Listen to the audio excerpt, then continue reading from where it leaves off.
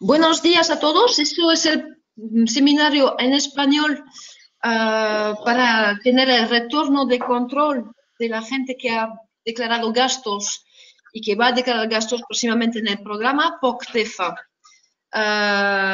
Yo me llamo Emily Larán, soy técnica financiera de la Secretaría Conjunta. Conmigo enfrente en otra pantallazo podéis ver a Virginia Díaz, que es auditora de KPMG y que nos hará una presentación en breve sobre los retornos de los principales errores más comunes que se encuentran en las declaraciones de gastos de los beneficiarios.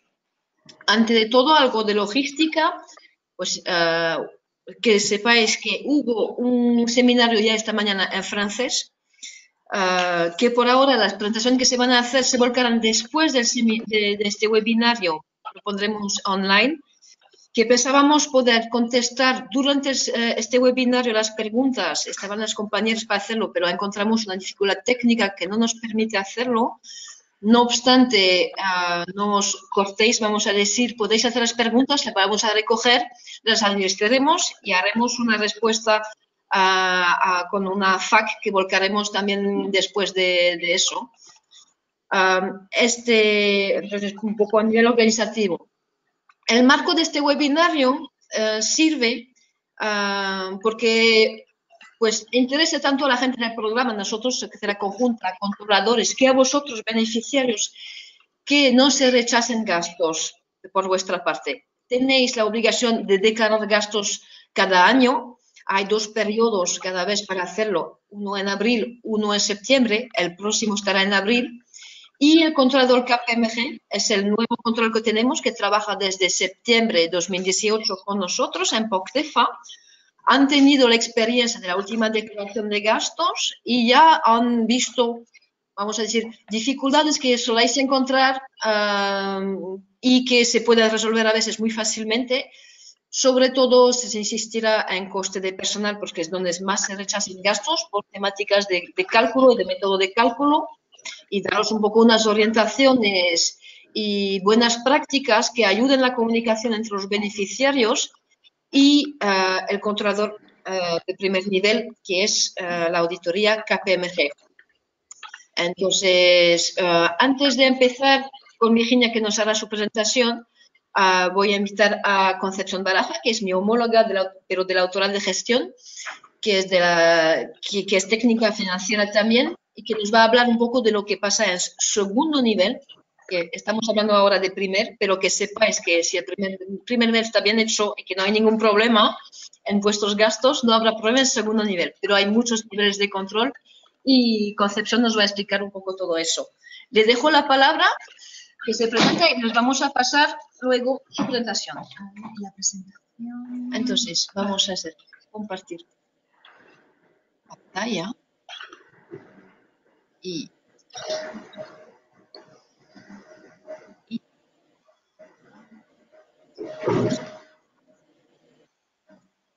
aquí estamos. Aquí.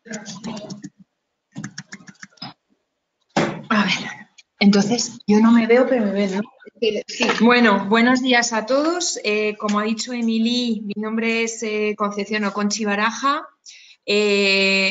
Trabajo para la parte de la autoridad de gestión, que digamos, después de los controles de primer nivel, que es el artículo 125, trabaja con las diferentes autoridades del programa, autoridad de certificación, autoridad de auditoría, en la elaboración de las cuentas anuales y la aplicación de, digamos, lo que se va a hacer en cuanto a estrategia de auditoría del programa, cuya autoridad de auditoría es la IGAE, y un grupo de auditores definidos que son de los 2 Estados miembros, Francia y España.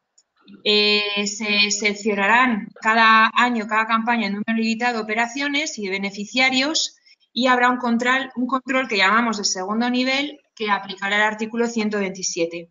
¿Por qué os contamos esto ahora? Pues para que tengáis en cuenta que es muy importante la organización de la documentación, la justificación para la elegibilidad del gasto y también constitución de lo que es vuestro proyecto de un expediente único con toda la documentación que se podrá consultar no solo ahora en el primer nivel con la verificación administrativa que hace KPMG y la certificación de gastos que lleváis a cabo, pero a lo largo de otros controles. Porque hablamos del segundo nivel, pero puede venir una campaña que venga pues, de la comisión y quiera controlar ciertas cosas. Entonces, es muy importante que documentéis bien toda la información y que tengáis también toda digamos, ese trabajo de análisis previo cuando estáis lanzando el proyecto sobre toda la vida del proyecto. Bien, entonces os quiero insistir un poquito en digamos, los elementos que tenéis como que tener de marco de trabajo de estas auditorías que vendrán, que son también, digamos, como las visitas in situ, que también algunos tendréis. Ahí se comprueban cosas que no se comprueban en el primer nivel, como puede ser la contabilidad separada. Están viniendo bastantes preguntas. En la página 10 de la guía de certificación del gasto tenéis una definición muy escueta, pero técnicamente, ¿qué significa? Que cuando vais a declarar el gasto hay un campito que se llama referencia contable. Esa referencia contable debería de ser la identificación en vuestro diario de contabilidad, que tendréis un diario o un mayor de cuentas de vuestro proyecto separado de otros, identificado de manera distinta. Y entonces esa referencia contable, ese número de asiento de imputación al diario, es el que os pedimos que se refleje en el campo de referencia contable y que luego será muy fácil, digamos, sacar ese mayor con toda la lista de los gastos que habéis presentado a lo largo de la vida del proyecto. Aquí también pongo lo de revisión de documentación física, que a pesar de que haya una documentación que esté digitalizada en SIGEFA, tenéis la versión física de los originales en papel o de la certificación, los certificados, toda la documentación, que eso también es importante que esté disponible y refleje exactamente lo que habéis subido, salvo para todas las facturas originales numéricos que entramos en, que es mucho más común en España que del lado de los beneficiarios franceses. Las facturas electrónicas, pues claro, ahí efectivamente pues no tienen por qué estar siempre impresas físicamente. Bien, en esas visitas o esas auditorías de segundo nivel, pues va el auditor, ve todos los elementos de comunicación, ve todas las infraestructuras, las actividades y también trabaja más en ver todo lo que tenéis relativo a posibles ingresos. Es muy importante que en esta parte se trabaje y cuando haya preguntas en cuanto a la estimación de los ingresos se hagan de forma pertinente. El no sabe, no creo, no exime de que no se puedan valorar ciertas cosas. A lo mejor hay que hacer unas valoraciones y luego revisarlas al final del proyecto, porque efectivamente se van añadiendo elementos e información nueva que vayan convirtiendo. Y la última pincelada que quería dar antes de entrar en materia, ir al detalle de los gastos y de la presentación que nos va a hacer Virginia de KPMG, es recalcar la importancia que tiene para el proyecto, para el programa, para la autoridad de gestión, la secretaría y todos los miembros del patronario de las autoridades, un compromiso en relación con la prevención y la lucha contra el fraude. No habrá ninguna tolerancia y queremos que haya una cultura antifraude activa en todos los procesos del programa, desde la selección hasta el pago. Eso significa que toda la documentación y las subsanaciones, todo lo que se haga, esté reflejando la realidad y la toma de decisiones en el momento. Hay bastantes formularios de autoevaluación y es muy importante que se contesten y se firmen justificando detrás lo que se pueda pedir, porque eso también habrá que justificarlo. Tendremos algunos controles que podremos llevar a cabo la autoridad de gestión. Entonces, bueno, aquí unos ejemplos del proceso de declaraciones de gastos y de financiación en los que es posible que haya, digamos, algún elemento de fraude. En la adjudicación de los contratos públicos no es nada que os sorprenda. El punto 2 para mí es algo que en este marco de programa se está cada vez viendo más, las dobles financiaciones, de ahí que esté la contabilidad separada y que si hay elementos nuevos de financiación los declaréis al mismo tiempo que estáis declarando los gastos. Y luego todo lo que es la documentación consistente y sólida de los costes laborales. Ya sea los prorrateos, los cálculos, os vamos a insistir en que esté todo bien documentado y explicado para que no haya dudas. Ya termino, que me están diciendo. Quiero simplemente recordar que el programa, como otros de FEDER, tenemos campañas anuales. La autoridad de auditoría sobre los que estén muestreados sacará una tasa de error. Si esa tasa de error del programa es superior al 2%, entraremos, digamos, en unas fases mucho más complicadas que pueden llevar a descertificaciones a todos los beneficiarios del programa retroactivos. Entonces, muy importante y por eso trabajamos con vosotros y os ayudamos a que la tasa de error y el rechazo de los gastos que presentáis sea el menor posible. Cualquier duda es mejor consultar antes que no asumir. Entonces, como son terrenos complicados en ciertos aspectos para documentar, pues estamos aquí para ayudaros y conseguir. Muchísimas gracias y mucho ánimo. Muchas gracias, Conchi, para esta presentación. Vamos a volver entonces a vernos y vamos a dejar la palabra a Virginia, que nos va a explicar un poco para evitar todos estos dificultades en control de segundo nivel, en auditoría de segundo nivel que nos acaba de explicar Conchi. Pues lo ideal es tener un primer nivel limpio y fantástico y vuestros gastos, cuando están bien presentados y bien declarados, pues no tenéis esta dificultad que pueden llegar después. Paso la palabra a Virginia. Voy a abrir su PowerPoint que hemos tenido esta mañana y soy yo que voy a dar los pasos. Virginia, tú me dirás cuando cambio. Te dejo presentarte y voy a buscar tu PowerPoint. Perfecto. Bueno, buenos días a todos. Mi nombre es Virginia Díaz. Bueno, muchos ya me conoceréis, al menos por teléfono hemos estado hablando todos estos meses atrás. Habéis estado hablando bien conmigo, con mi compañera Inma Fernández, que bueno, no está como panelista, pero sí que está participando, nos estará escuchando ahora. Bueno, el objetivo de la sesión, como ya indicaba Emily, es un poco poner en común con vosotros todo lo que hemos encontrado durante el control de esta declaración, ¿vale? Muchos de los errores son comunes, hay otros que son muy puntuales, pero que conviene que, bueno, pues que se conozcan por parte de todos para evitar caer en ese error en el futuro. Y el objetivo es ese, o sea, que los comentemos un poco, que nosotros los pongamos de manifiesto, también que os indiquemos cómo corregirlos y que eso nos facilite quizás la siguiente declaración, tanto a vosotros el proceso de justificar como el proceso ya del control, ¿vale? Y la fase contradictoria cuando ya os enviamos el informe provisional y tenéis que alegar, ¿no? Un poco acortar todos esos plazos y hacerlo un poquito más fácil, ¿no? En relación a lo que contaba Conchi del control de segundo nivel, bueno, pues quizás es muy importante también que entendamos que este control de primer nivel, cuanto más estrictos seamos, más vamos a facilitar el control de segundo nivel, más preparados vais a estar vosotros. Estrictos, obviamente, dentro de lo que es razonable, pero de lo que se trata es de que se llegue al control de segundo nivel lo mejor preparados posible, ¿vale? Entonces, bueno, si pasamos de slide, bueno, esto lo acabo de comentar, pasamos a la siguiente.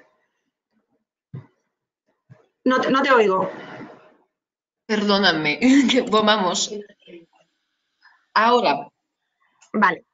Sí, bueno, la presentación la hemos estructurado un poco entre errores de carácter general, que son errores comunes que no aplican a ninguna categoría de gasto.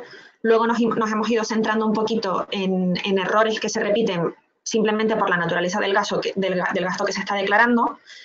Y hemos dejado ya una sección un poquito aparte y un poquito más extensa para el gasto de personal, ¿vale? Entonces, si comenzamos por los errores de carácter general, vemos que el primero es el estampillado de los justificantes de gasto, ¿vale? El estampillado de las facturas.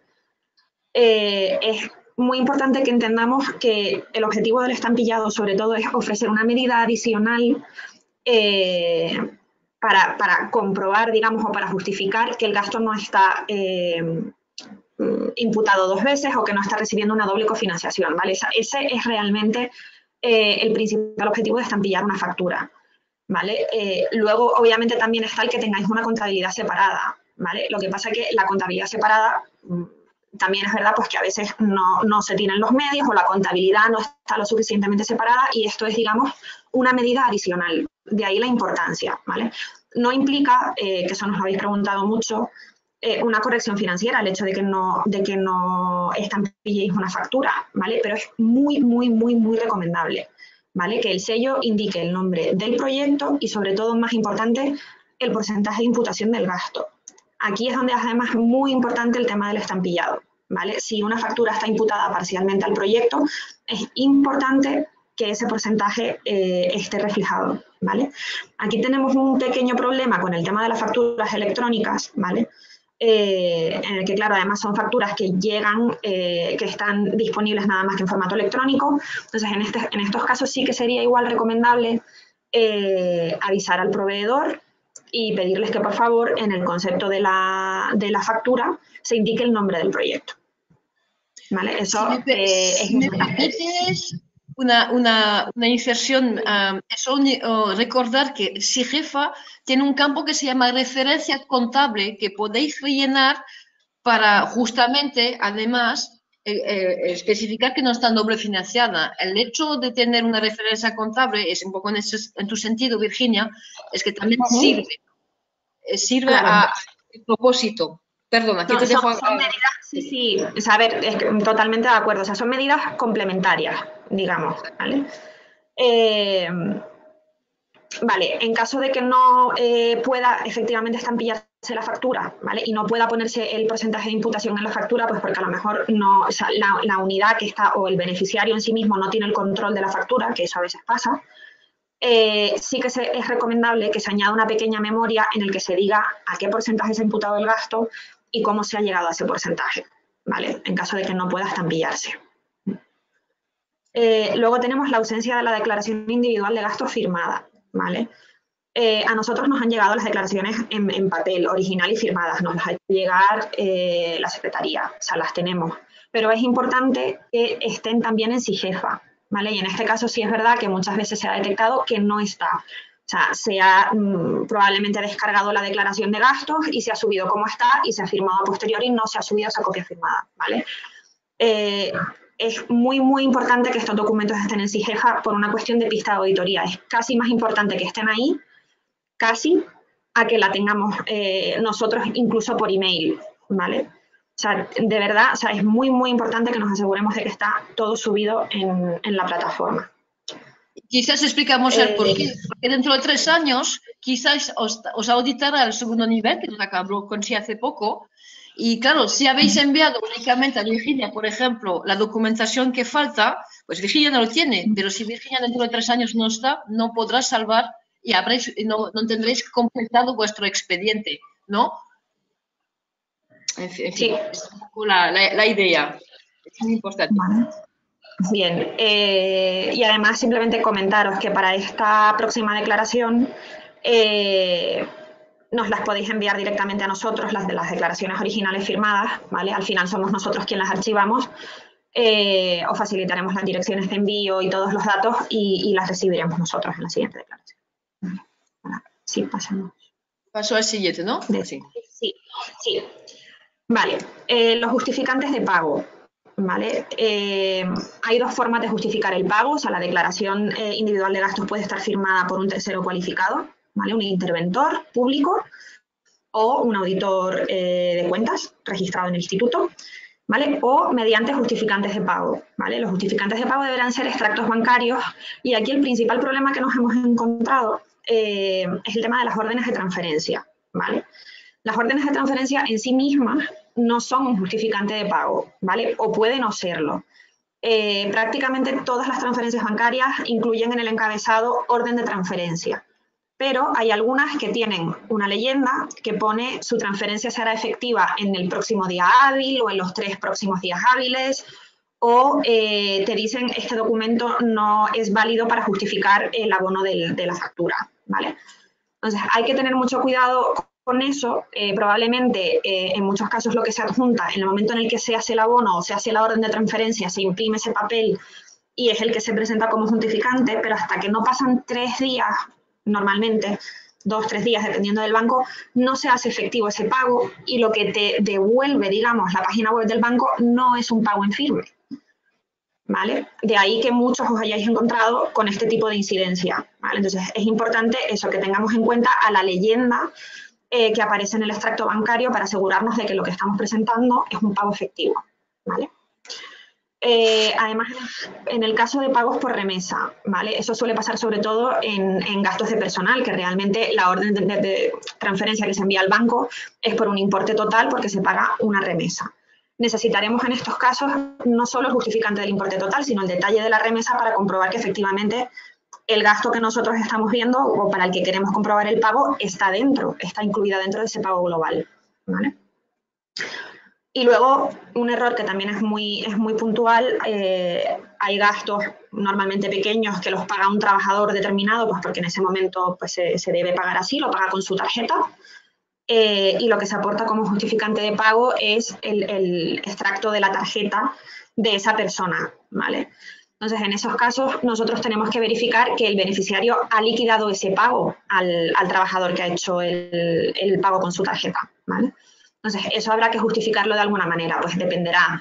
El trabajador puede haber presentado luego una declaración de gastos y se ha pagado o se le habrá hecho una transferencia directa, pero ese justificante, el justificante de que el beneficiario le ha pagado al trabajador, también necesitaremos verlo. Vale, otro error muy común, bueno, no es un error, pero bueno, puede pasar, es la ausencia de documentación de los procedimientos de contratación, ¿vale? Nos hemos encontrado que o bien no está, no hay nada, está creada la carpeta del contrato, pero no hay nada dentro, o ni siquiera hay carpeta del contrato, o pues se aporta muy poquita documentación. Normalmente el contrato firmado con el proveedor y poco más, ¿vale? Aquí os ponemos la documentación mínima que nosotros vamos a necesitar para verificar un contrato, ¿vale? Es la mínima. Luego es verdad que en función, una vez que nosotros recibimos los pliegos, por ejemplo, puede haber requisitos en los pliegos que a nosotros nos hagan pediros más documentación, ¿vale? Pues si el pliego establece una obligación de depositar una garantía definitiva, pues os pediremos la garantía, ¿vale? Pero hay veces que no se pide, con lo cual esto es el mínimo: anuncios de licitación y adjudicación, los pliegos de cláusulas administrativas particulares y los técnicos, las actas de la mesa de contratación y el informe técnico de valoración y el acuerdo de adjudicación y contrato, ¿vale? Esto va a ser el mínimo que se pida y en función de lo que veamos, pues podremos pedir puntualmente algo más o no, ¿vale? Asimismo, es verdad, nos gustaría pediros, en la medida de lo posible, que se prepare un listado de los procedimientos de contratación que se han realizado, ¿vale? Un pequeño Excel simplemente diciendo, pues en este contrato es de esta naturaleza, se ha contratado este servicio y este es el tipo de procedimiento que hemos llevado a cabo, pues un abierto o un negociado o un menor. El motivo por el que os pedimos esto, bueno, tenemos realmente dos motivos principales. Uno es que muchos de vosotros os regís por la ley foral de contratación, ¿vale? Que tiene unos umbrales distintos. Entonces, algo que nos pasa muy a menudo es que asumimos que tendréis que estar haciendo un procedimiento que en realidad por umbrales no es el que corresponde, ¿no? Entonces, aportarnos este pequeño resumen sí que nos va a ayudar a ver exactamente qué es lo que os tenemos que pedir o qué es lo que estamos viendo, ¿no? Desde el inicio. Y luego también es importante... Sí, perdóname, Virginia. Yo os sugiero como buena práctica es que incluso cuando no había necesidad de hacer una contratación, podéis crear en los contratos públicos el contrato incluso para dejar el informe de por qué no había necesidad de contratación, porque evita a Virginia de deciros, hombre, ¿por qué no hubo contratación? Y es lógico por vuestra parte, pero para la nuestra no siempre lo es, ¿no? Pues dejo únicamente. No crean carpetas para decir que no hay contratación. Sí. Y luego el otro motivo es, bueno, a veces se contratan servicios que a priori nosotros consideramos que pueden ser de un valor muy elevado, pero solo estáis declarando la primera factura que por importe a lo mejor no está dentro de umbrales, ¿vale? Pues se me ocurre, contratáis una asistencia técnica por valor de 90.000 euros, pero yo lo que veo en mi declaración, que a lo mejor es la primera, es una factura de 2.000 euros. Yo puedo asumir que no se ha llevado a cabo una contratación porque el importe es muy pequeño y a lo mejor en declaraciones posteriores yo sí que veo que el importe va aumentando y efectivamente hay un procedimiento de contratación, ¿vale? Entonces, es también una medida un poco preventiva. Es decir, aunque declaréis un importe muy pequeño, si ha habido un procedimiento de contratación, hay que subirlo siempre a SIGEFA. Vale. El formulario de autoevaluación de ayudas de Estado, ¿vale? En muchos casos no está disponible. Nosotros sí que tenemos información, compartimos información con la Secretaría sobre todos los análisis que se han hecho en esta materia, ¿vale? Pero es un documento que deberíais por lo menos todos realizar y registrar en SIGEFA, ¿vale? En el caso de que no lo encontremos y no tengamos información adicional, pues lo pediríamos que lo hagáis y que lo subáis a la plataforma, ¿vale? En cuanto a la generación de ingresos, ¿vale? La forma de proceder que nosotros hemos tenido, o sea, nosotros sí que hemos comprobado en cada caso que en el formulario de candidatura, si se preveían o no se preveían ingresos, hemos mirado además el informe intermedio de ejecución para ver la naturaleza de las actividades que se han desarrollado, si hay algo que a nosotros nos indique que se ha podido llevar una actividad un poco especial que a pesar de no estar prevista, pues ha podido generar ingresos. Si hemos tenido alguna duda, pues se ha preguntado y si no, pues bueno, no pasa nada. Pero aquí me gustaría sí hacer un apunte, ¿vale? Hay formularios en los que no se prevé la generación de ingresos, hay formularios en los que se ha previsto la generación de ingresos durante la ejecución, o se prevén ingresos después o se prevén ingresos durante y después, ¿vale? Es muy importante que en el caso de que se prevean ingresos se haga un análisis de coste-beneficio. El análisis de coste-beneficio es complicado, no es un análisis sencillo, puede llevar trabajo, puede además no ser, solo me sale la palabra en inglés, pero bueno, no, puede no ser concreto, puede ser quizás una estimación un poco burda al principio, pero sí que nos da una idea, ¿vale?, de qué es lo que se está analizando y sobre todo aporta mucha transparencia en cuanto a cómo se está analizando desde dentro el proyecto, ¿vale? Quizás intervengo en este punto, Virginia, solo para recordaros que tenéis en nuestra página web el modelo Excel para hacer un análisis coste-beneficios. Nosotros en la Secretaría Conjunta os podemos acompañar para montar y en principio os hemos contactado a todos para ver si teníais ingresos, para acompañaros porque son temas difíciles que podemos trabajar luego con KPMG o no, pero el controlador de primer nivel tiene que verificar que se ha hecho bien y se ha tratado bien. En varias ocasiones tenéis ingresos previstos después de la finalización del proyecto, aún no disponéis de datos para estimarlos y hacer este análisis coste-beneficio, pero la mayor parte de los proyectos deberíais ya tener unas ideas ahora. Entonces, no hemos sido contactados para montar y trabajar en nuestros asuntos. Llamamos la atención en eso, no toca a todos los beneficiarios, pero a los que tocan pueden tener una incidencia financiera importante si no lo tratamos con antelación. Por favor, contactar a la Secretaría Conjunta o llamar al controlador si queréis, pero somos nosotros que os podemos acompañar para que se presente de forma correcta al controlador después. Recuerdo, está toda la información en nuestra página web, en la guía del promotor, justo por debajo. Y bueno, volviendo un poco a este tema, en el caso en el que se haya previsto la generación de ingresos y por los motivos que sean, no se hayan registrado en la declaración, que pueden ser porque efectivamente en esa declaración no se hayan generado ingresos, es importante, ¿vale?, que confirméis que no se han generado, ¿vale? Y una nota que, o sea, nosotros no nos hemos encontrado el caso, ¿vale?, pero creo que igual es importante o por lo menos igual nos ayuda. Si habéis generado algún tipo de ingreso, aunque no sea neto, tiene que volcar en la declaración, ¿vale? Puede ser que luego el neto sea cero, pero tiene que aparecer, ¿vale? No por el hecho de que no hayáis generado ingreso neto no tenéis que incluirlo, ¿vale? Simplemente si el ingreso no es neto, pues en la declaración aparecerá a descontar cero, ¿vale? Pero sí que da fiabilidad al hecho de que vosotros habéis hecho seguimiento a si estáis generando ingresos o no, ¿vale? Y es también, además, lo que contaba, una cuestión de pista auditoría y una cuestión de transparencia, ¿vale? Y efectivamente, y todo esto, además, en SIGEFA tiene que estar volcado. Si me permites, una última cosa en ingresos, Virginia, perdóname.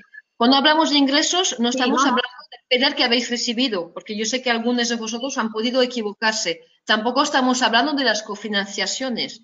Aunque estos datos de subvenciones que habéis recibido lo tenéis que declarar, vuestra declaración cuando la habéis recibida, cuando estamos hablando de ingresos, estamos hablando de ingresos generados por el proyecto. Puede ser una formación y que habéis montado, que se ha pagado, puede ser una infraestructura que generará ingresos en el futuro. Este tipo de ingresos estamos hablando. Hay una ficha en la guía del promotor que os explique lo que es un ingreso. Pero ojo, no estamos hablando del FEDER o de la cofinanciación que habéis recibido. Perdóname, Virginia, te dejo acabar. Vale. No, a raíz de esto, mira, quisiera añadir una cosa que ya luego añadiré en la presentación para que esté disponible. Hablando de las cofinanciaciones, porque sí que nos ha pasado, al menos que recuerden un caso, ¿vale? Una cofinanciación que no se preveía en el formulario de candidatura, pero que se recibió, ¿vale? En el caso de que estuviese prevista, o incluso aunque no estuviese prevista, sí que es importante que la documentación de la concesión de esa cofinanciación adicional y el justificante de haber recibido ese ingreso, ¿vale?, se suba a SIGEFA y se notifique, ¿vale? Sobre todo, especialmente en el caso de cofinanciaciones que no estaban previstas, ¿vale? Es importante que tengamos la resolución de concesión de esa cofinanciación un poco para comprobar, ¿vale?, que es compatible, que no hay ninguna cláusula en esa resolución de concesión que diga que esa ayuda no es compatible con ninguna otra. Entonces, eso es muy, muy importante que seamos capaces de verificarlo. Entonces, en todos aquellos casos en los que hayáis previsto una cofinanciación adicional, en algunos casos ya lo hemos puesto como punto de seguimiento. En otros casos, directamente lo hemos pedido. Entonces, es importante que se aporte la resolución de concesión y que se aporte el justificante de haber recibido ese montante, que igual en la fecha de la declaración aún no se ha recibido. Pero bueno, en la medida en la que se tengan, se tienen que aportar también. Vale, y creo que nos quedaba aquí las medidas de información y publicidad. Vale, en general no estamos encontrando muchas incidencias al respecto, ¿vale? Pero sí es verdad que tenemos que pedir siempre en la fase de alegaciones la evidencia gráfica. Todo el material de difusión que se haya producido, si se han hecho libros, folletos, pues no lo sé, se me ocurre, lo que sea. En todos esos materiales hay que incluir la mención a la cofinanciación, el logo de la UE, el nombre del programa. Entonces, necesitamos, para poder comprobar que eso se está cumpliendo, necesitamos una evidencia gráfica.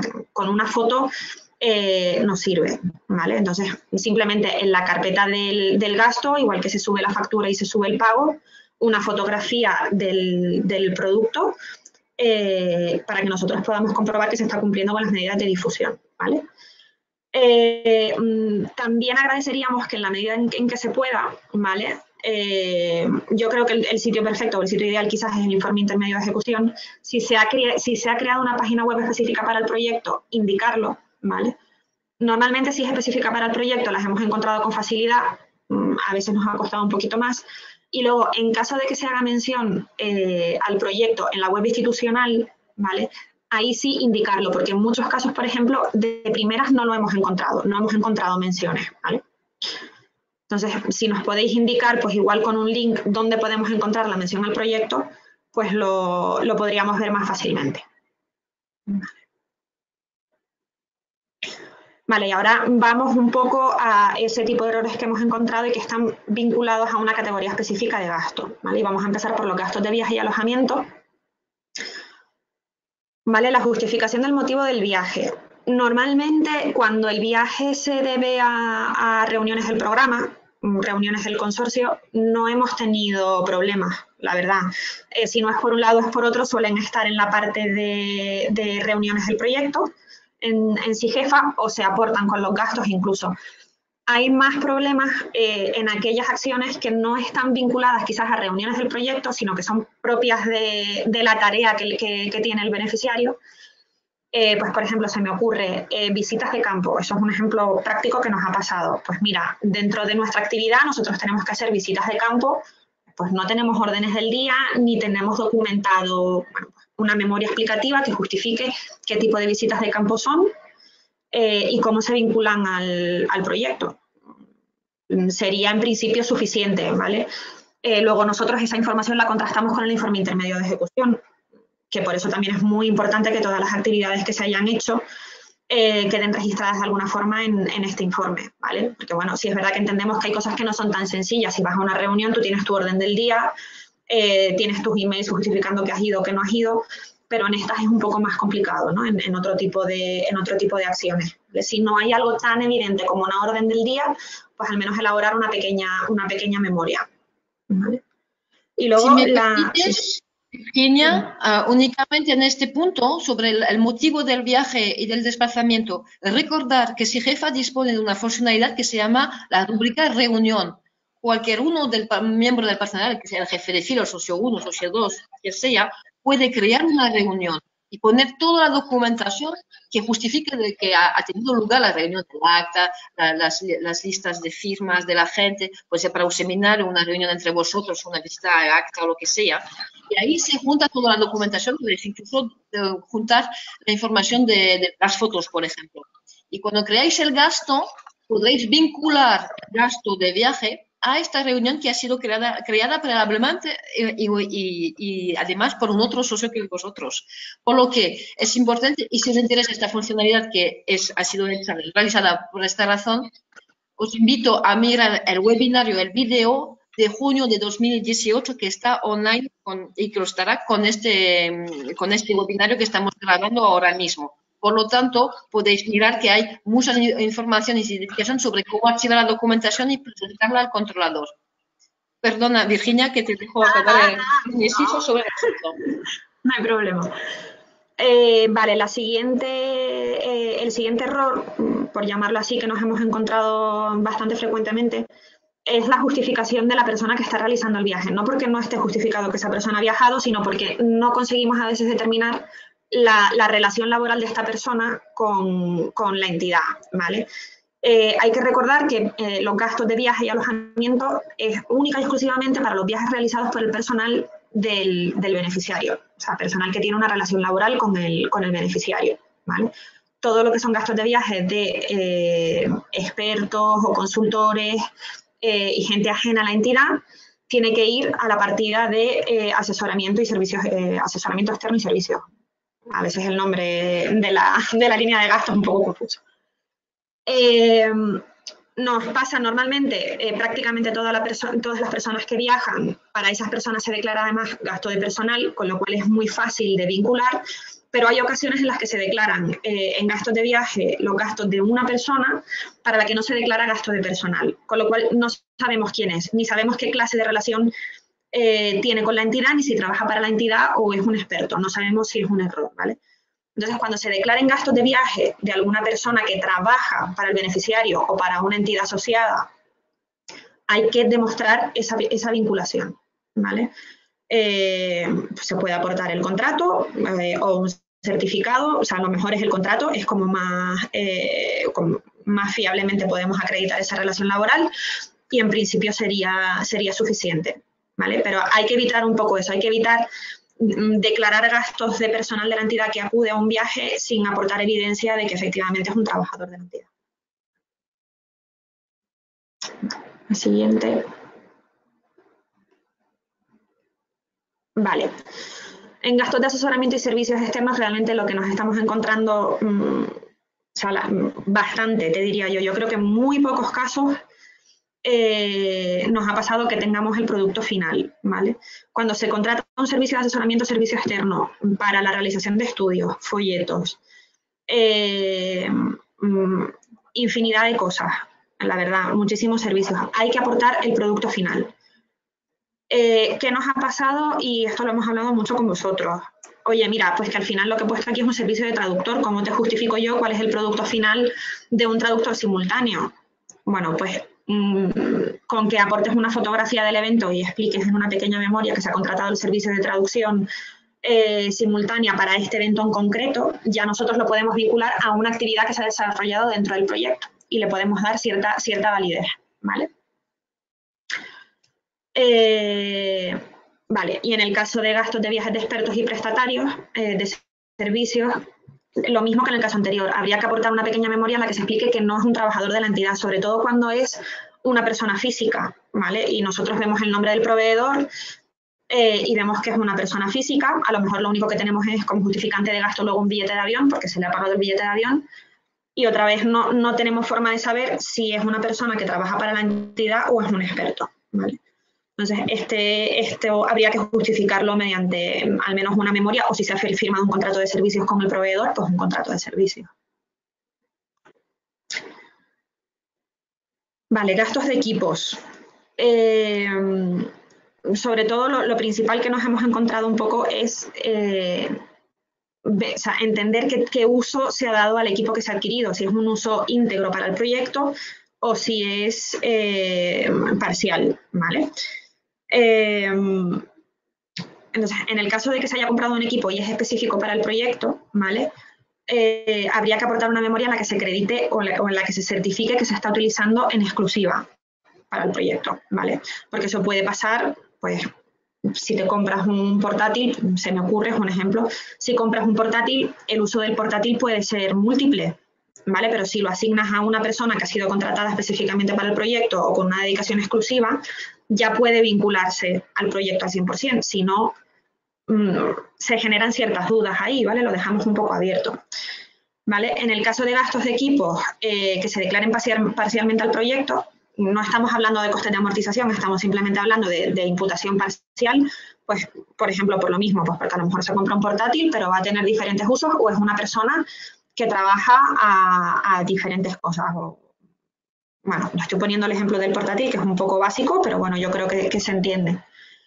Pues habría que aportar una memoria en la que se indique cómo se ha calculado ese procedimiento, ese porcentaje de imputación. ¿De dónde sale? Si imputáis un 20%, pues ¿de dónde sale? Porque un 20%, ¿vale? Y en el caso de gastos de equipos para los que se declare la amortización únicamente, ¿vale? Sí, recordaros que vamos a necesitar el cálculo de la amortización que habéis realizado, igual que vamos a necesitar la factura y el justificante de pago, ¿vale? Para comprobar que el equipo efectivamente pues hay un gasto, hay un pago, ¿vale? Y el cálculo que habéis hecho de la amortización. Vale, y luego la justificación de que el equipo efectivamente existe, de que se compró, se recibió y de que está disponible.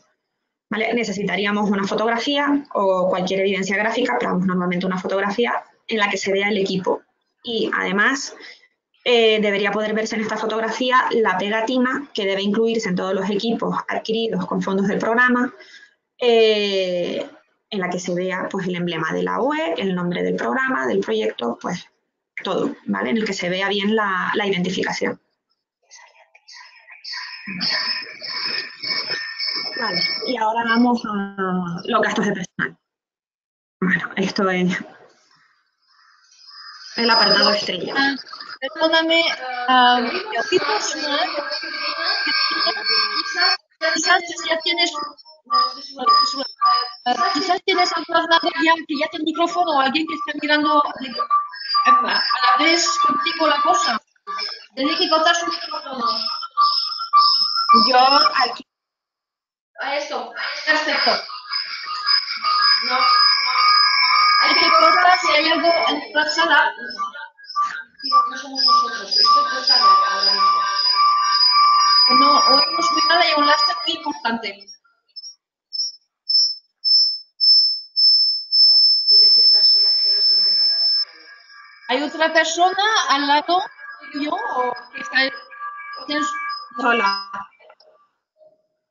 Pues a ver. Sí, no a ver ahora. Ahora se ha calmado. Vamos a seguir, perdona, porque estábamos con problemas de oído. Bueno, vuelve. ¿No? ¿Sí? Acabo de escuchar tu voz. ¿Alguien tiene la cosa encendida en casa nuestra?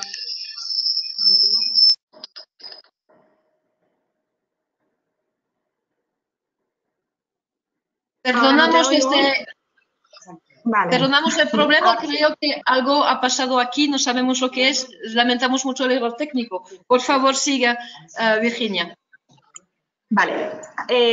Bueno, en principio vamos a hacer un pequeño repaso a los 3 métodos de cálculo que aparecen en la guía del promotor, ¿vale? Porque, bueno, ya os contaremos adelante, un poquito más adelante, qué problemas hemos encontrado en relación a los métodos de cálculo, ¿vale? En principio, la guía del promotor prevé bueno, personal con dedicación exclusiva para el proyecto, ¿vale? Para acreditar la relación laboral vamos a necesitar el contrato de trabajo o un documento de nombramiento, ¿vale? Esto pasa sobre todo en el caso de aquellas personas que sois funcionarios públicos que realmente no tenéis un contrato laboral, pero tenéis una publicación en un boletín oficial del nombramiento o un equivalente, ¿vale? La acreditación de la asignación al proyecto, que en este caso es un certificado en el que se va a constar que el trabajador está dedicado en exclusiva, es decir, al 100% al proyecto, ¿vale? Y luego hay que justificar el gasto con las nóminas, los seguros sociales y el IRPF, ¿vale? Luego los justificantes de pago también son necesarios, bien será un tercero cualificado el que haya firmado la declaración de gastos o habrá que aportar los justificantes bancarios, ¿vale? Entonces, ese sería el primer método. Si avanzamos a la siguiente, vale. Luego tenemos el personal con dedicación mensual a porcentaje fijo, ¿vale? Igualmente vamos a necesitar el contrato de trabajo al nombramiento, ¿vale? Un certificado en el que se va a constar el porcentaje de dedicación del trabajador, que tiene que ser, o sea, va a haber un único porcentaje de dedicación en ese certificado y es el que se va a aplicar a todos los meses, siempre el mismo, ¿vale? Y una cosa que es imprescindible que esté en el certificado, ¿vale? Es el desglose de las tareas que va a realizar y que justifican ese porcentaje, ¿vale? No siempre está tan detallado el certificado, a veces solo se pone el porcentaje sin más. Es muy, muy importante que se desglosen las tareas que va a realizar esa persona para poder justificar el porcentaje que se ha seleccionado, ¿vale? O el porcentaje que se va a aplicar a los gastos de esta persona, ¿vale? Y el gasto se justifica de la misma forma, nóminas, seguros sociales y el IRPF. Y en la siguiente... ¿Qué no pasa? Esto. Ahora, vale. Y ahora nos vamos al personal con una dedicación mensual variable, es decir, cada mes dedica pues un tiempo distinto al proyecto, ¿vale? Y para esto hay que calcular un coste hora, ¿vale? La forma de acreditar la relación de laboral siempre es la misma, ¿vale? La acreditación de la asignación al proyecto, ¿vale? En este caso os vamos a pedir una memoria explicativa de cómo habéis calculado el coste hora. Muchísimos de vosotros ya lo hacéis, muchísimos. En algunos casos no, pero bueno, como norma general nos gustaría que lo aportaseis y en caso de no tenerlo os lo vamos a pedir, ¿vale? Porque si no es muy, muy complicado conciliar los importes que estáis declarando, ¿vale?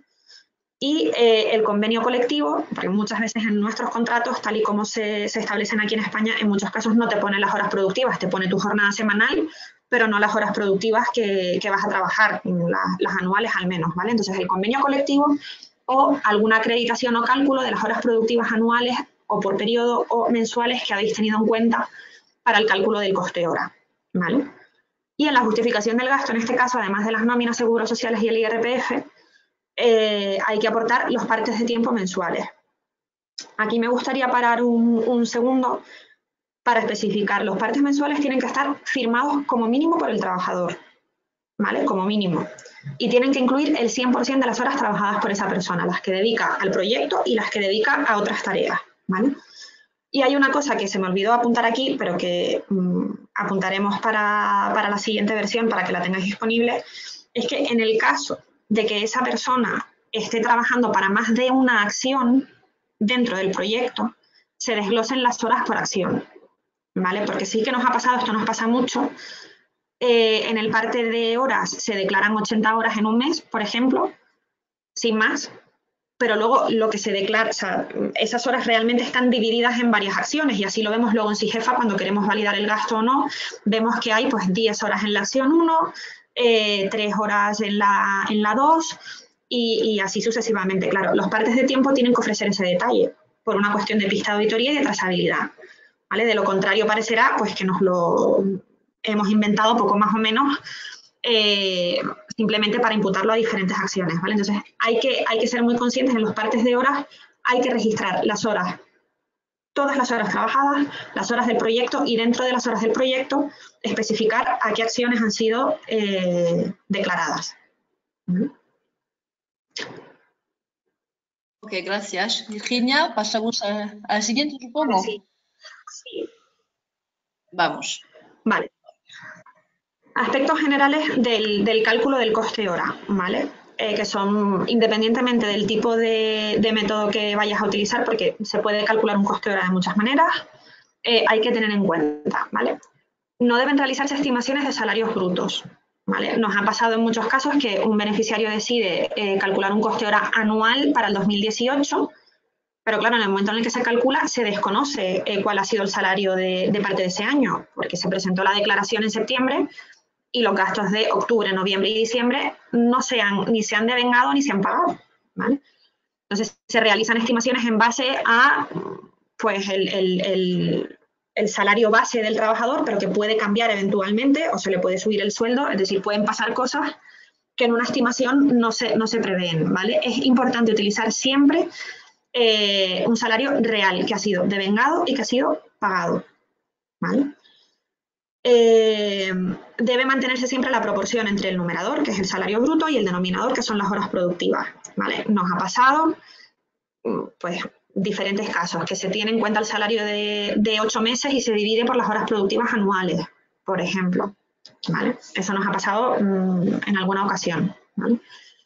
Las horas productivas que establecen nuestros convenios colectivos, ¿vale? Y en algunos casos los contratos, ya tienen en cuenta los días de vacaciones y los festivos nacionales y tienen además, dependiendo del convenio, tienen en cuenta otros días que son un derecho del trabajador, días de asuntos propios, otros días, ¿vale? Ya están incluidos. Cuando un convenio colectivo te dice el trabajador por su retribución anual trabajará X horas productivas, un número cualquiera, si cogemos el estándar de la comisión 1720, esas horas ya tienen en cuenta que tú tienes tus vacaciones y que hay una serie de festivos que son tu derecho como trabajador, ¿vale? Y que además están pagadas, ¿vale? Entonces, lo que no podemos hacer luego es, que eso pasa mucho, descontarlas otra vez cuando vamos a calcular las horas productivas, ¿vale? Nos ha pasado que en algún caso que se ha recurrido al coste hora mensual, pues en el mes se cogen las horas realmente trabajadas y, por ejemplo, en el mes de agosto, pues si una persona ha trabajado únicamente un día porque luego se ha ido de vacaciones, me divide el salario entero del mes entre 8 horas que ha trabajado. Cuando tú le pagas a un trabajador el salario entero de un mes, ¿vale? Es porque ya tienes en cuenta que sus vacaciones se las vas a pagar, ¿vale? Con lo cual, el coste hora no puede ser superior simplemente porque tú te hayas ido de vacaciones, tu coste hora es el mismo, ¿vale?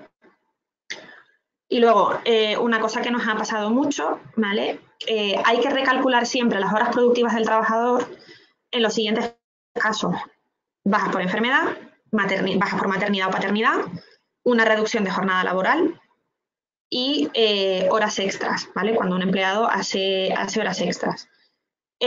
Nos ha pasado mucho que normalmente se tiene un estándar de horas productivas y cuando vamos a verificar el salario vemos que ha habido un mes que ha estado de baja, ¿vale? Si esa persona ha estado de baja, ahí hay una reducción de salario proporcional a los días que no ha trabajado, ¿vale? Y eso hay que tenerlo en cuenta. No se puede dividir una parte proporcional del salario entre las horas productivas completas de un mes, ¿vale? Porque no están trabajadas ni están previstas en el estándar de horas productivas del convenio.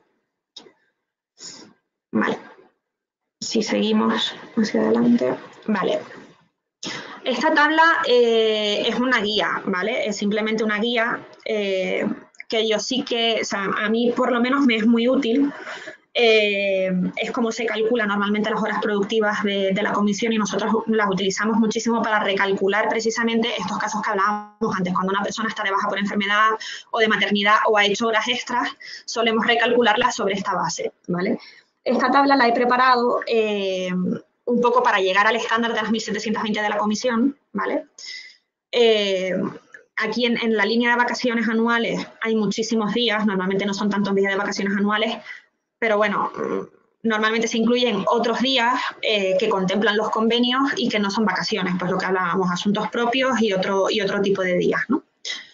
Entonces, es muy, muy útil, por lo menos para mí, si tú ya sabes cómo llegar a tu estándar, digamos que eso, que tu estándar son 1720 y tú tienes un trabajador con una reducción de jornada que ya no trabaja 8 horas al día, sino 5, sustituyes el 8 por un 5 y te va a dar las horas productivas de ese trabajador, ¿vale? Lo mismo en el caso de que tenga días de baja por enfermedad, se pueden registrar en esa línea de baja por enfermedad y automáticamente te va a ajustar por el horario de esa persona qué horas productivas deberían ser tenidas en cuenta. ¿Vale? Vale, sí, seguimos hacia adelante. Vale, y ahora vamos un poco a los métodos del cálculo del coste hora, ¿vale? Que como ya venía diciendo, lo que nos hemos encontrado nosotros prácticamente en la totalidad de los casos es uno de estos tres. Alguno más creativo nos hemos encontrado, pero bueno, normalmente es un coste hora anual o un coste hora mensual o un coste hora periodo, ¿vale? Porque en muchos casos estáis declarando el gasto de personal para 6 meses o para 7 en lugar de para un año. ¿Vale?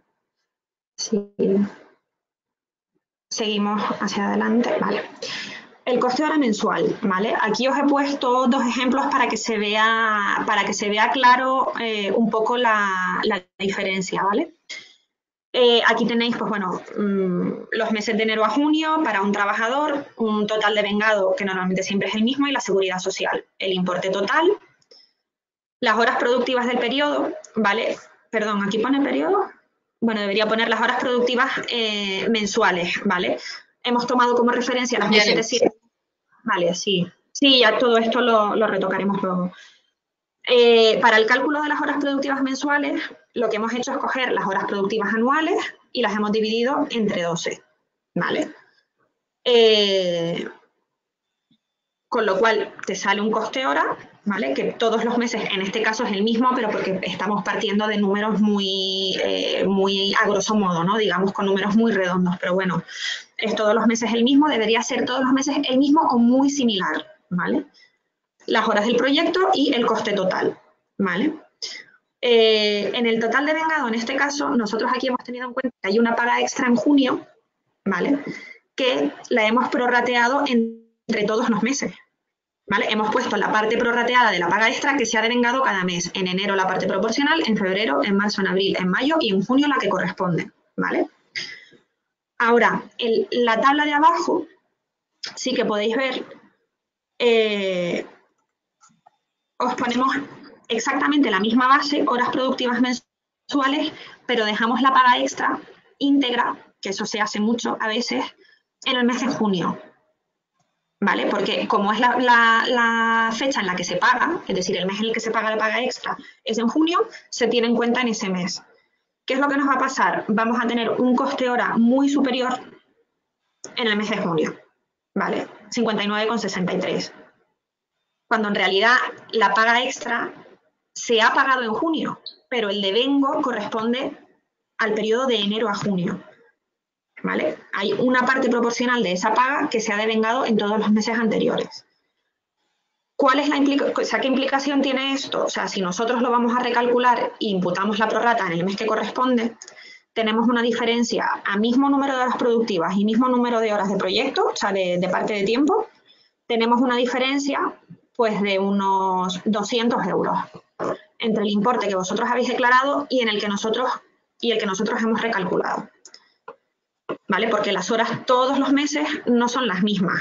Entonces, el impacto de una diferencia de 20 euros hora por todas las horas que se han declarado en ese mes son 200 euros.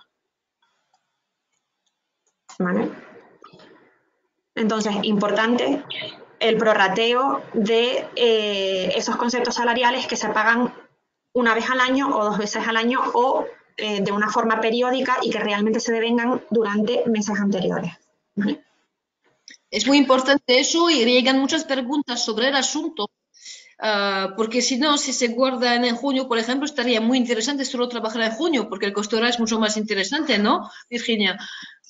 Y tanto, y tanto. Claro, es que al final, bueno, y se ve, o sea, es una cuestión clara yo creo que cuando se ponen los 2 ejemplos se ve realmente el impacto, ¿vale? Porque parece que no lo va a ver, pero sí lo hay. Y en este caso estamos hablando de 200 euros porque ha trabajado bastantes horas en todos los meses, pero si por lo que sea es eso, trabaja 200, bueno, 200 no, pero trabajar a las 143 o 140 horas en junio, estaríamos hablando de una corrección mucho mayor. Efectivamente. ¿Vale? Pasemos a la siguiente. Vale. El coste hora anual, ¿vale? Normalmente es el que menos problemas da, porque la información, cuando se utilizan salario ya devengado y pagado, pues es muy difícil equivocarse. Para mí, desde luego, es el mejor. Aquí vamos a tener el problema de que, como os decía, normalmente pues se justifica gasto de 2018 cuando el año no está acabado, ¿vale? Entonces, encontramos muy pocos casos de coste hora anual, pero bueno, aquí en la teoría también deberíamos prorratear las pagas extras entre todos los meses, pero ese efecto se diluye porque estamos teniendo en cuenta todo el año, ¿vale? Con lo cual estamos calculando un único coste hora, ¿vale? Pero bueno, no tiene mucho más, es el coste más simple. Hay una cosa... Eso es lo que aconsejamos, ¿eh? Nosotros aconsejamos, en la medida del posible, aunque a veces no se puede, porque tiene cada beneficiario la obligación de declarar una vez al año, entonces a veces no permite tener todo el año el ejercicio contable cerrado, pero es siempre muchísimo más fácil de declarar gastos una vez acabado el año contable. Si declaráis todo 2018, por ejemplo, en abril, os vendrá muchísimo más fácil de hacerlo así que de hacerlo por parte. La gente que declara en septiembre tiene más dificultad porque suele declarar el primer semestre del año. Es un poco en ese sentido. Vamos a pasar al siguiente, supongo. O sí. ya. Vale. Sí, que no tiene. Vale. Y luego tenemos el coste hora por periodo, ¿vale? Esto lo habéis hecho muchísimo, ¿vale? Y lo habéis hecho bastante bien y normalmente el único problema que hemos encontrado es el tema de la paga extra de diciembre. ¿Por qué? Pues porque, claro, si estamos declarando un periodo superior a 6 meses, aquí lo pongo en el ejemplo, me ha cogido, pues, supongamos que estáis declarando julio y agosto. Claro, ¿qué pasa con la prorrata de la paga extra de diciembre y que se devenga en esos 2 meses? Vale, pues estaría devengada, pero no estaría pagada. Y sobre esto hay mucho debate. Yo, desde luego, también en los casos en los que nos ha pasado, ahora mismo me viene uno a la cabeza, sí que se había pagado en el momento en el que se hizo la declaración, no se había declarado el gasto de esos meses, pero sí que se había pagado ya la paga extra de diciembre, con lo cual, aunque diciembre no esté declarado, ¿vale? Podéis aportar esa nómina y ese justificante de pago y podremos incluir la prorrata, siempre y cuando nosotros hayamos podido verificar que la paga extra se pagó, ¿vale? Podríamos considerar pagada la prorrata y podríamos incluirla, ¿vale? Es una solución, ¿vale? Pero el coste hora por periodo es el problema que tiene, ¿vale? No, siempre vais a perder una prorrata en algún lado. En ese sentido, quiero recordar que aunque Virginia nos da la posibilidad de hacerlo de varias maneras, nosotros, Secretaría Conjunta, hemos explicado en el seminario de junio del año pasado que si no está pagado, convendría esperar a que fuera pagado la paga de diciembre para poder presentarla, incluso si fuera la pequeña parte que se hubiera tenido que imputarse a todos los gastos del año anterior. No sé si me explico, y vamos a coger un ejemplo. Imaginamos que vosotros presentáis una declaración de gastos en abril y que presentáis los gastos hasta febrero, por ejemplo, que se paguen todos los de febrero. Hay 2 meses, habrá enero y febrero que estará de 19, bien, y hay una paga extra que le corresponderá. Para no tener problema, os invitamos a no pasar la paga extra, pero en la próxima declaración del año que viene podréis presentar después la parte imputable a enero y febrero de este año en la parte siguiente. Existen otras maneras de hacerlo, pero es la que solamos aconsejar por mejor seguridad. Aunque, como lo dice Virginia, se podría imputar de otra manera un poco, ¿no, Virginia? Sí, no, a ver, es que ahí ya todo depende mucho del momento en el que estemos preparando la declaración, del momento en el que se haya hecho el informe provisional, depende de muchos factores, Realmente el coste hora por periodo quizás es en el que más, más riesgo hay quizás de hacer una pequeña corrección financiera o de que pierdas esa parte proporcional de la prorrata. Por lo ¿vale? que en la medida del posible siempre declarar al año contable acabado, si no podéis por un motivo de tesorería, porque necesitáis recomponer vuestra liquidez y simplemente que lo hagáis, pero a veces es más fácil presentar un gasto simplificado y luego al año siguiente presentar la parte que ya se habrá pagado, tendréis la prueba que hay un 13º mes que se haya pagado. Eso se puede hacer, no hay ningún problema. En cualquier caso, el programa permite volver a presentar gastos que se hayan podido rechazar el año siguiente, mientras se explica. Entonces, insistimos también en esta posibilidad y que a veces es mejor presentar menos gasto, pero seguro, que método de cálculo un poco complejos. Ujú. Pasamos Vale. quizás a la siguiente. Sí, pasamos a la siguiente. Ahí vamos. Vale, aquí tenemos los dos métodos de cálculo que más nos hemos encontrado y que no encajan, digamos, en las tres fórmulas que os hemos planteado antes, ¿vale? La primera es la división del salario bruto, bien mensual, anual o por periodo, entre las horas efectivamente trabajadas. Es decir, se cogen las horas del parte de tiempo que hay trabajadas y sobre eso se calcula el coste hora. ¿Qué es lo que pasa? Lo que comentábamos antes, que no estáis teniendo en cuenta las horas de vacaciones, que sí que se están pagando, sí que están incluidas en el salario, pero las estáis descontando de las horas productivas, ausencias justificadas, festivos, se está descontando absolutamente todo. Lo estamos descontando 2 veces, con lo cual estamos obteniendo, se ve muy claro en el cálculo del coste hora mensual, se ve que varían muchísimo de mes a mes, ¿vale? Pero también se ve en el anual, ¿vale? Eso es lo más que nos hemos encontrado, o sea, es el caso más común en cuanto a diferencias que nos hayamos podido encontrar, ¿vale? Entonces, recordarlo una vez más, proporcionalidad entre numerador y denominador, y muy importante el que sepamos que las horas productivas que vienen establecidas en nuestros convenios ya tienen en cuenta que va a haber un mes que nosotros estamos de vacaciones y que son vacaciones pagadas, que eso es un derecho laboral del trabajador, ¿vale? Vale, y el segundo método no es incorrecto del todo, ¿vale? Solo nos lo hemos encontrado una vez, 2, creo, si no me equivoco mal, que es la división del salario bruto mensual. Y luego, para las horas, ¿vale? Lo que se ha hecho es como una especie de mix. Se ha aportado un parte de tiempo en el que aparecen las horas trabajadas en total y las horas dedicadas al proyecto. Se ha calculado la división, ¿vale? Y ese porcentaje resultante es el que se ha aplicado a la nómina, ¿vale? Como tal, ese método no está incluido en la guía, ¿vale? En su momento fue una incidencia por otro motivo, ¿vale? Porque además no nos coincidía ese porcentaje con lo que se imputó. Entra dentro de ese método de cálculo, digamos, alternativo original, nos hemos encontrado alguna vez. Bueno, en la medida en el que estos tipos de cálculo son razonables o les podemos dar razonabilidad, nuestra postura es discutirlo siempre con la Secretaría y ver si eso es válido o no, ¿vale? Pero dentro de lo posible y por mantener también una homogeneidad de criterio hay que acogerse a los métodos que establece la guía, ¿vale? Puntualmente, si se pone, vamos a decirlo, si se pone de moda un método de cálculo, pues igual convendría modificar la guía e incluirlo, ¿vale? Si fuese razonable.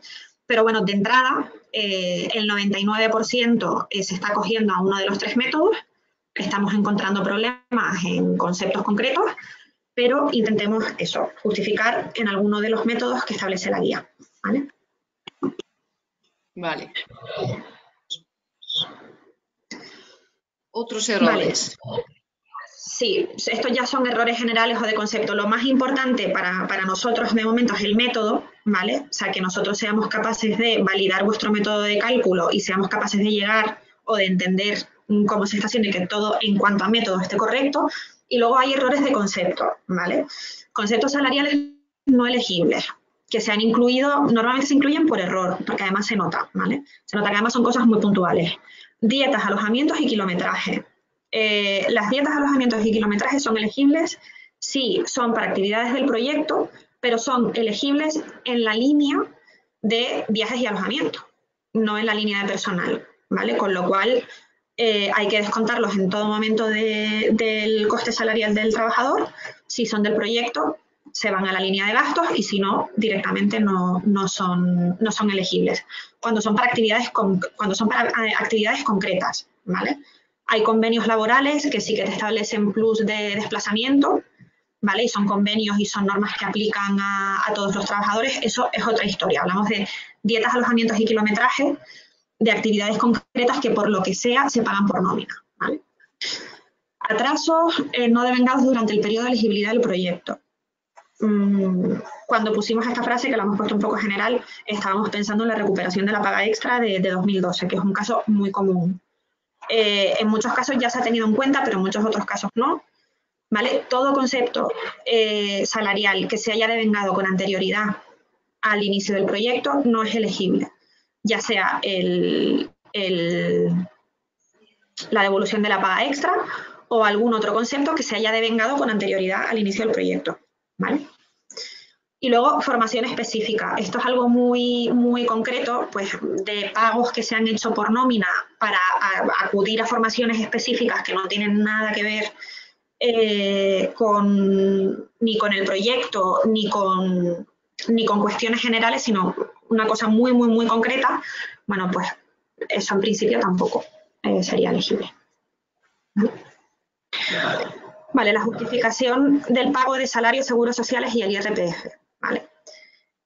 Salvo que la declaración de gastos esté firmada por un tercero cualificado, recordemos, interventor en el caso de administraciones públicas o auditor, hay que aportar el justificante bancario de todos los pagos, de las nóminas, de los seguros sociales y del IRPF.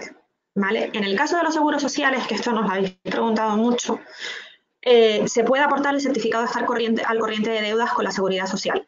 Sí, siempre y cuando tengamos además la relación nominal de trabajadores o lo que antes era el TC2 de todos los meses, de manera que nosotros podamos comprobar que efectivamente se ha liquidado el seguro social correspondiente a los trabajadores que están declarados, ¿vale? O sea, lo que no puede aportarse es el certificado sin más.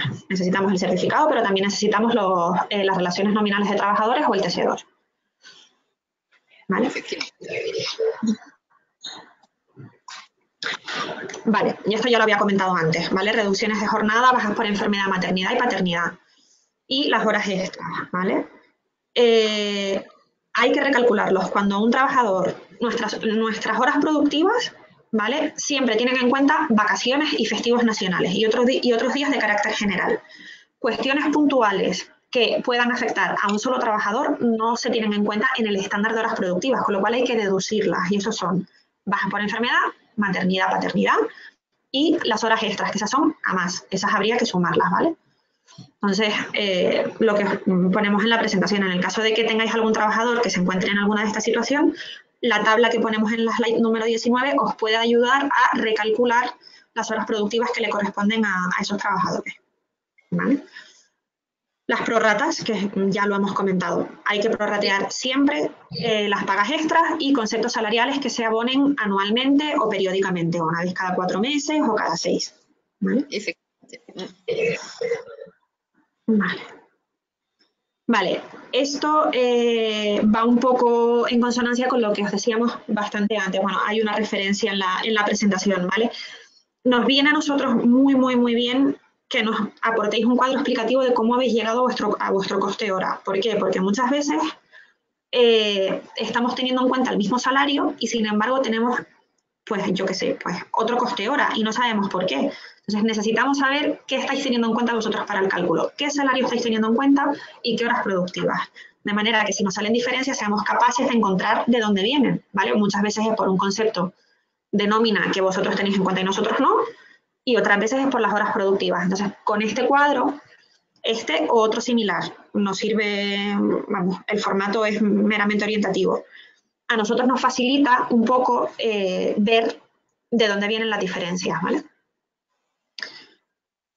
Perfecto. Vale, ya seguimos. Seguimos. Y ahora vamos a... Vale, aquí hemos recogido un poco preguntas que habíais hecho sabiendo que íbamos a tener esta sesión, es decir, las habéis hecho a propósito de esta sesión, y también he incluido otras que nos habéis estado haciendo durante todo el periodo de control y que nos ha parecido interesante compartir porque aplica en muchos casos, ¿vale? Bien, a ver, puede probarse el pago de salarios aportando un certificado de estar al corriente de pago de las cotizaciones a la Seguridad Social, ¿vale? No. El certificado de estar al corriente de cotizaciones con la Seguridad Social puede acreditar el pago de la Seguridad Social, pero no el pago de salarios. El pago de salarios se acredita mediante un justificante bancario en el que nosotros podamos comprobar que le habéis pagado el sueldo al trabajador, el neto, ¿vale? Entonces, los salarios no se pueden justificar con el certificado de la Seguridad Social. Se puede justificar única y exclusivamente la parte de la Seguridad Social, ¿vale? Vale, ¿en qué apartado hay que subir el documento explicativo del cálculo del coste hora? ¿En datos personales o en registro de gastos? Vale, hay una carpeta, o sea, cuando tú entras en SIGEFA y te vas a registro de gastos, ¿vale? Te devuelve el cuadradillo este que pone contratos y gastos de personal, un poco que una vez que te metes en gastos de personal, ahí nosotros normalmente encontramos una carpeta por empleado, por trabajador. Y dentro de esas carpetas normalmente se mete pues la documentación general, que es el contrato, los certificados de asignación en el caso de que sea personal que esté imputado a porcentaje fijo. Entonces, ahí, ¿vale? Podéis incluir esta aclaración sobre cómo habéis calculado el coste hora, ¿vale? No hace falta que lo metáis en cada gasto, en cada línea de gastos el mismo cuadro una y otra vez, con que lo metáis una vez es suficiente, ¿vale? Vale, nos decían, en el apartado relativo a gastos personales hemos subido los siguientes documentos. Datos personales, declaración de funciones de equipo, contrato laboral o societario, convenio colectivo, TC2, cálculo del coste hora individualizado y después en el registro de gastos, ¿vale? Montante general de coste empresarial, la imputación individualizada, ¿vale? Y las nóminas. Bueno, hay un montón de documentación. Y nos preguntan si son suficientes, junto al certificado de estar al corriente de pagos con la Seguridad Social. Otra vez, no. Falta el justificante de pago de las nóminas, salvo que la declaración de gastos esté firmada por un tercero cualificado. Y nos faltaría además el IRPF, que yo creo que no lo he puesto en mi respuesta, pero bueno, lo pondré. Falta el pago del IRPF también, ¿vale? Exacto. De acuerdo. Y así que no pasa, ya estamos. Ahí, vale. El certificado de estar al corriente del pago de la Seguridad Social es un documento genérico que no está vinculado a ninguna persona y tampoco a ninguna factura en concreto para subirlo al registro de gastos. ¿En qué apartado habría que subirlo? Nosotros en este caso, el certificado de estar al corriente con la Seguridad Social y de estar al corriente con la agencia tributaria, para nosotros lo más fácil, como son además requisitos genéricos, es decir, son requisitos muy genéricos para ser beneficiario de cualquier tipo de ayuda, nosotros lo incluiríamos como anexo a la declaración individual de gastos. Cuando se sube la declaración hay un apartadillo que pone anexos, pues se puede subir ahí los 3 documentos, ¿vale? Para nosotros sería suficiente, pero bueno, no sé eso, Emily, vosotros cómo lo veis o si dais... Nosotros comunicamos de la manera siguiente. Si el justificante que tenéis que subir en la declaración es relativo a un gasto, lo ponéis al gasto. Si es global y que toca a varios gastos, o se pone la rúbrica correspondiente porque ya existe como personal o poner en contratos de pagos.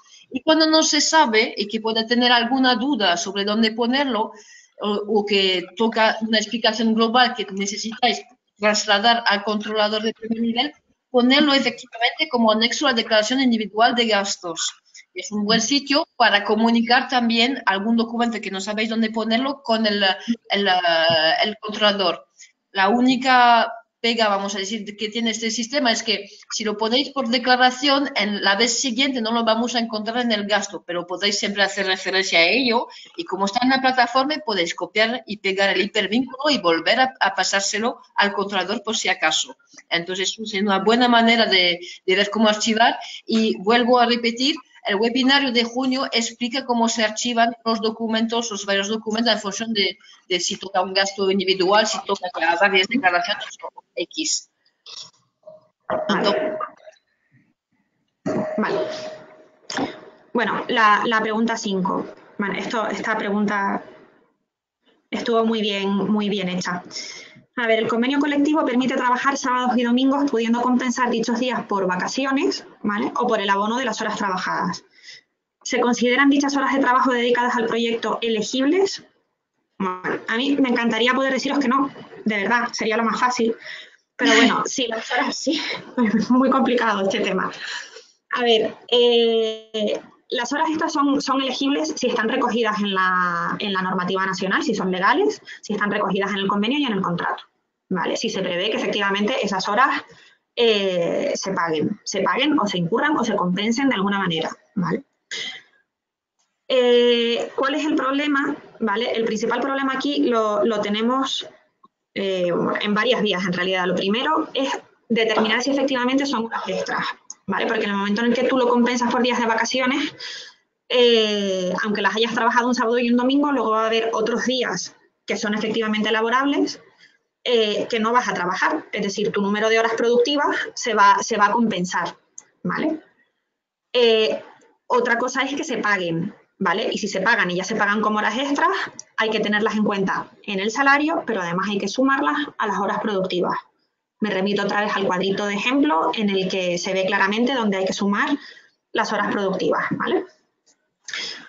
El problema que tenemos aquí, y es muy importante, y volvemos un poco a esa recomendación que hace la Secretaría de que realmente se utilice un método de cálculo o se declaren los gastos de personal de forma anual, ¿vale? La única forma en la que nosotros realmente podemos verificar que no se ha trabajado más horas de las productivas es cuando se declara un año completo, ¿vale? Si tú me declaras 6 meses, yo no tengo forma de decir que no has trabajado más horas de las productivas anuales. Solo lo puedo ver cuando me declaras un año completo. Entonces yo tengo mis partes de tiempo para mis 12 meses y yo puedo comprobar que efectivamente tus horas productivas son 1.720 y has trabajado esas 1.720 o menos, o has trabajado más. Pero si has trabajado más, necesito saber qué clase de contraprestación ha habido. Si se han pagado esas horas, si no se han pagado, etcétera, etcétera, etcétera, ¿vale? Entonces, la respuesta simple a la pregunta son elegibles. El problema, hay que tener muchísimo cuidado con cómo se justifican y cómo se declaran, ¿vale? Y cómo afecta eso al cálculo del coste hora. Yo creo que en esos casos particulares invito a la gente que tiene esos casos muy particulares a contactarnos y podríamos estudiar la mejor manera de presentar sus gastos a POCTEFA para que fuera más ágil en función de la situación de cada uno. Yo recuerdo que el reglamento de cooperación permite algo que ningún otro fondo europeo permite. Tenemos la posibilidad, está escrito en el reglamento, no son obligatorias hojas de tiempo. Podéis elegir también que vuestro superior jerárquico os dedica un porcentaje fijo antes del inicio de vuestra misión, actuación. Entonces, existe manera también de simplificar un poco este trabajo importante de gastos de personal. Por lo que nos podéis contactar, aunque el contador os responde, como lo veis, a varias preguntas que han podido recibir. Entonces, quizás pasamos a la última hora. Yo no sé si... A las 6, sí. Bueno, en esta casi que incluso me va a venir bien que me... Porque esta no nos había pasado, ¿vale? Nos preguntan por gastos de viaje de una persona voluntaria que viene del territorio POCTEFA en Francia para apoyar el proyecto. ¿Sí? ¿Cómo los declaran? ¿Como gastos de servicio externo o viajes y alojamiento? Perdón. Estoy mirando a mi compañera Maya, que hemos tenido la pregunta hace poco, justamente. Lo indica la guía del promotor. De cualquier manera, para poder pasar gastos de viaje y alojamiento de un socio que no es nuestro, de alguien que fuera de nuestra estructura, en cualquier caso tiene que estar previsto. Esa es la primera cosa. Entonces tiene que ser un socio asociado, en cualquier caso. Y la segunda es que es verdad que nos hemos dado cuenta que existía una ligera, ¿cómo decir?, ambigüedad en la guía, pero la guía lo especifica y la verdad es que yo, podemos coger la guía B y yo siempre necesito volver a leer lo que está escrito en la guía para contestar a esta pregunta. Como no la tengo preparada, desgraciadamente no os la puedo contestar, pero está indicado en la guía, en la ficha B4, en gasto de viaje y alojamiento. Los gastos de viaje y alojamiento de personas físicas, por ejemplo, portavoces, presidentes, profesorado que contribuyen al proyecto deben anotarse como gastos por servicio o conocimiento externo, a menos que el gasto corra a cargo de cualquiera de los organismos beneficiarios. En este caso lo pasáis en gastos de viaje y alojamiento. Eso es lo que está escrito en la guía del promotor. Pero este tipo de pregunta, recordamos que aunque el controlador os asesora y os ayuda, no es labor suyo de preguntar a estas dudas, de responder a estas dudas. Nosotros en la conjunta os podemos encaminar, incluso cuando tomamos una decisión, alertamos al controlador de cómo se ha hecho y así se podemos trabajar. Pero el controlador no puede ser asesor y controlador a la vez. Entonces, aunque estamos haciendo ahora mismo este labor pedagógico de compañeros, porque nos viene bien a todos beneficiar al controlador o secretaria conjunta, recordar que no es su papel de apoyaros en las cosas. Nosotros estamos aquí para resolver los problemas de manera antes, que a 3 días de una declaración estamos incapaces de ayudaros. Entonces, es ahora y de manera anticipada que hay que hacer estas dudas cuando preparáis vuestros gastos. Peor de los casos, no pasa nada, que se podrá ver más tarde. Con la urgencia a veces no podemos aguantar el flujo de preguntas que llevará este webinario, por ejemplo. Virginia, si tú quieres añadir algo, pasamos a la slide siguiente. No, pasamos a la siguiente. Yo creo que ya estamos a punto de acabar. A ver. Vale, sí, esta es la última, ¿vale? ¿Qué documentación hay que aportar como justificación del IRPF declarado en gastos de personal? ¿Vale? El modelo 111 y el justificante de pago, ¿vale? Muy bien. Vale, esto ya lo habíamos comentado. Sí, ya esto ya lo habíamos hablado. Vale, el anuncio de licitación y adjudicación de un procedimiento de contratación no hace mención a la cofinanciación. ¿Cómo puede subsanarse? Se puede siempre publicar, si está a tiempo, una corrección de errores en el perfil del contratante de la entidad, ¿vale? No tiene más, es subsanable.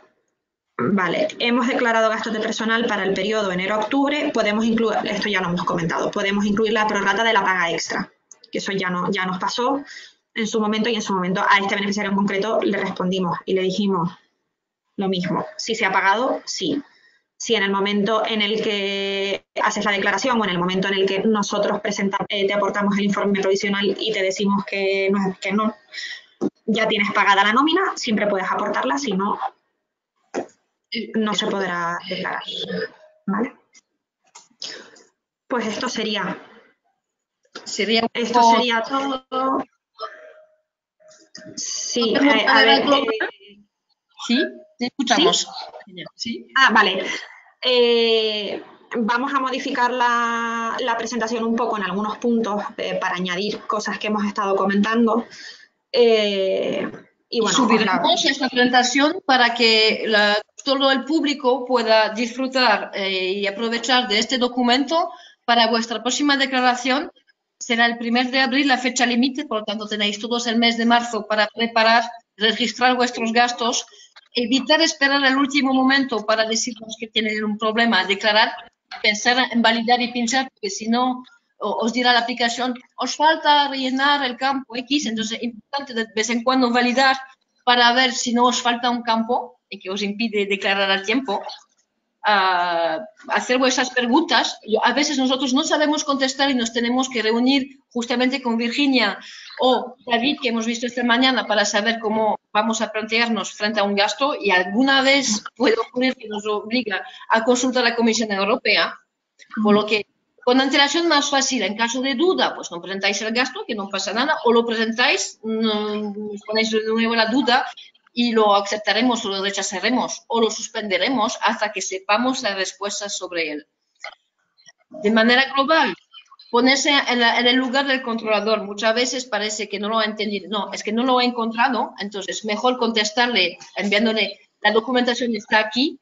Siempre completar los expedientes, hacer de tal manera, aunque lo enviéis por email, no sirve de nada que lo vamos a perder dentro de 2 años. El email seguramente será difícil de volver a encontrar. Completar siempre el expediente en SIGEFA, porque así os evitáis volver y sabemos por qué hemos aceptado el gasto.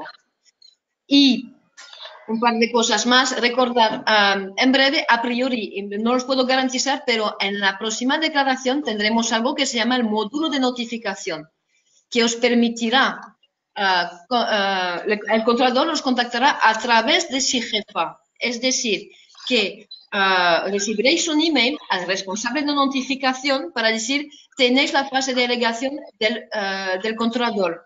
Ojo, mucha gente ha visto su gasto rechazado porque no ha puesto al día sus contactos emails y aún tenemos muchísimos gente que no ha puesto su responsable de notificación. Estamos enviando recordatorio a todos, uno por uno. Tenemos 2 personas movilizadas solo para que pongáis vuestros emails al día. Entonces, por favor, poner bien los emails porque incluso KPMG tiene mucha dificultad para contactaros. Entonces, es importante para esta comunicación ser contactable y tener los emails bien puestos. Recordar que la próxima declaración es el 1 de abril, entonces registrar vuestros gastos, yendo poco a poco, nosotros ayudaremos lo que podamos. Y recuerdo también que un gasto, os habéis podido equivocar en un fichero que se añade a un gasto, es posible de cambiar, podéis adjuntar documentación, aunque este será de la declaración. Es decir, si os dais cuenta que habéis puesto un fichero que no tiene nada que ver con el gasto, pues podéis volver a entrar y ponerlo al día. Entonces, son cositas técnicas. Os invito a mirar también este webinario de junio pasado sobre el archivo, sobre todo para los nuevos proyectos de la segunda convocatoria, y poner los nombres de los archivos. Importante, como nombrar los archivos. Ojo, SIGEFA odia los acentos, los caracteres raros, pero podéis poner un nombre corto al fichero, luego lo podéis renombrar como os da la gana y de manera muy clara. Entonces, eso siempre acepto poner nombres cortos y sencillitos, sin caracteres raros, y luego poner el nombre desarrollado cuando lo volcáis para que entendamos lo que es. Pero vamos ahora a mirar todas las preguntas. Mis compañeras ya están contestando ahora mismo a varias de las preguntas que están llegando. Os haremos una FAQ que pondremos en la website, pondremos todos los PowerPoints y este vídeo está grabado tanto en francés como en español. Lo pondremos en breve en eso. Yo no sé, Virginia, si tú quieres añadir algo. Sí, bueno, nosotros ya como hemos comentado, vamos a actualizar la presentación, incluiremos también la información de contacto, tanto la dirección para que puedan enviar las declaraciones originales, como la dirección de nuestro buzón de correo, que muchos la conocen, pero puede ser que muchos no. Nosotros estamos disponibles para todo lo que os haga falta. Nosotros normalmente en cosas que nos preguntáis cómo las vamos a tratar o qué es lo que necesitamos, os respondemos siempre. Si es algo que no sabemos o no podemos por nuestro perfil contestar, nos vamos a dirigir siempre y os vamos a dirigir a vosotros a la secretaría, con lo cual nosotros estamos disponibles, o sea, lo que necesitéis. Muchas gracias, Virginia. He escuchado bien. En cualquier caso, estamos en contacto. Entonces, os deseamos una feliz declaración de gastos, muy provechosa, muy completa, con nuestras nuevas indicaciones. Os vamos a escribir en breve para recordar la fecha, de cualquier manera, a todos los beneficiarios que van a declarar, donde pondremos la dirección de KPMG. Pues me comentan las compañeras que será mañana y pues yo creo que ya está. Perfecto. Muchas gracias a todos por vuestra atención. Hasta luego. Espera, déjame finalizar el seminario.